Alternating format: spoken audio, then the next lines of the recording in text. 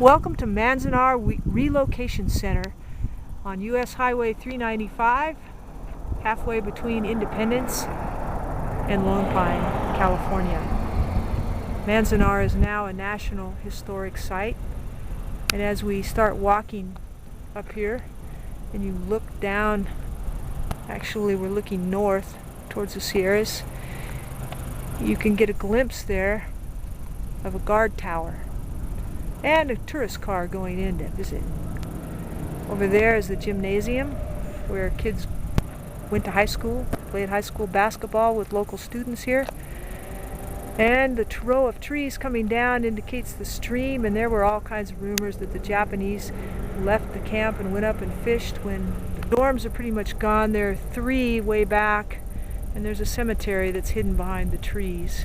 People, they lived their lives here. They were here for many years, too many years. The residents of Independence and Lone Pine only got the news from the radio and the newspaper. They had no way of knowing what was actually going on in the war other than what they read. And here were 110,000 people, the terrible people that bombed Pearl Harbor, and that their sons were going off to war to fight. A few years ago I was able to bring together some former residents of Manzanar with some residents of Independence and Lone Pine who lived here during the war. And they were able to tell old stories, share their pains and their burdens. One man, Japanese man, told how he refused to sign the paper that would give up his citizenship to Japan, because then he would have no citizenship, so that he was able to go back to Japan. And when he arrived in his hometown, Hiroshima, it was the day after the bombing by the Americans. They dropped the atomic bomb. One woman from Bishop, California, told a story about her husband, who was a survivor of the Bataan Death March. It was a very emotional time for them, and yet there was healing that took place. The point in telling you this is to ask you to ask the questions. What is religion during this time of crisis?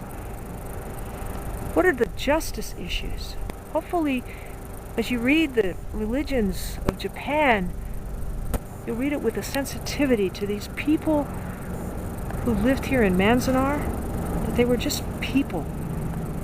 This is now a National Historic Site, and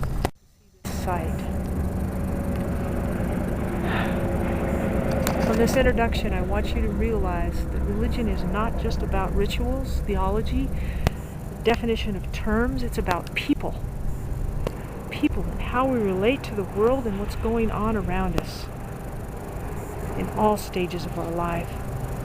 How do we find meaning and purpose to our lives when life isn't exactly what we want it to be? Imagine a resident of Manzanar walking a labyrinth. What kind of question would that resident ask making that entrance? And what would it be like to be in turn to lose all of your possessions and everything? How would you respond through your religion?